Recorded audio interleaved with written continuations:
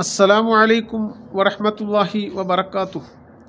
ബിസ്മില്ലാ വൽഹംദുലില്ലാ വസ്സലാത്തു വസ്സലാമു അലാ അഷ്റഫി ഖൽഖില്ലാ വഅലാ ആലിഹി വസഹ്ബിഹി അജ്മഈൻ ബിർളല്ലാ അമ്മാ ബഅദ്.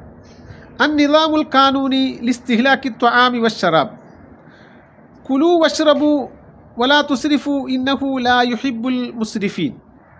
ലാ തശ്റബൂ നഫസൻ വാഹിദൻ കശുർബിൽ ബഈരി വലാകിൻ ഇശ്റബൂ മസ്നാ വസുലാസ വസമ്മു ഇദാ അൻതും ശരിബത്തും വഹ്മദു ഇദാ അൻതും ഫറഗത്തും വലാ യൂക്കലു തആമുൻ ഹത്താ യദ്ഹബ ബുഖാറുഹു.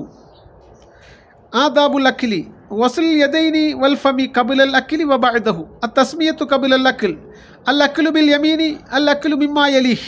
അത്തവാദുഉ ഫീ ജിൽസത്തിൽ അക്ലി അദ്മു ഐബി ത്വആം. പ്രിയമുള്ള സുഹൃത്തുക്കളുടെ, നമ്മുടെ ആരോഗ്യം നിലനിർത്താൻ നമുക്ക് അനിവാര്യമാണ്. സൃഷ്ടാവിൻ്റെ കൽപ്പനകൾക്ക് വിധേയമാകണമെങ്കിൽ ആരോഗ്യം ഉണ്ടാവണം. അതിനുവേണ്ടിയാണ് നാം ഓരോരുത്തരും ഭക്ഷണപാനീയങ്ങൾ ഉപയോഗിക്കുന്നത്. ഇതിന് ചില മര്യാദകൾ ഇസ്ലാം പഠിപ്പിക്കുന്നുണ്ട്.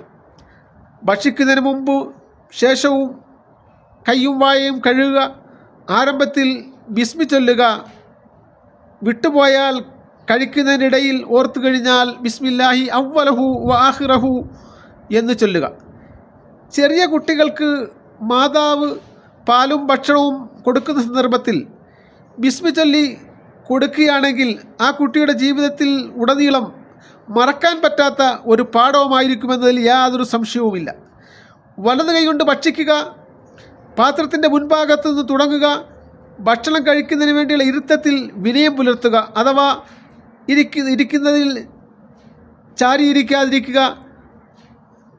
ഭക്ഷണത്തെ ആക്ഷേപിക്കാതിരിക്കുക. നബി സല്ലല്ലാഹു അലൈഹി വസല്ലമ പറയുന്നു, കുടിക്കുമ്പോൾ ഒട്ടകം കുടിക്കും പോലെ ഒറ്റ വലിക്ക് കുടിക്കാതിരിക്കുക.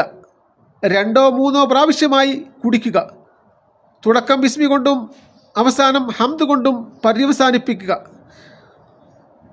പരിപൂർണമായ സ്തുതി അൽഹംദുലില്ലാഹില്ലദി അത്അമനി ഹാദാ റസഖനി മിൻ ഗൈരി ഹൗലിൻ മിന്നി വലാ ഖുവ്വ എന്നതാണ്.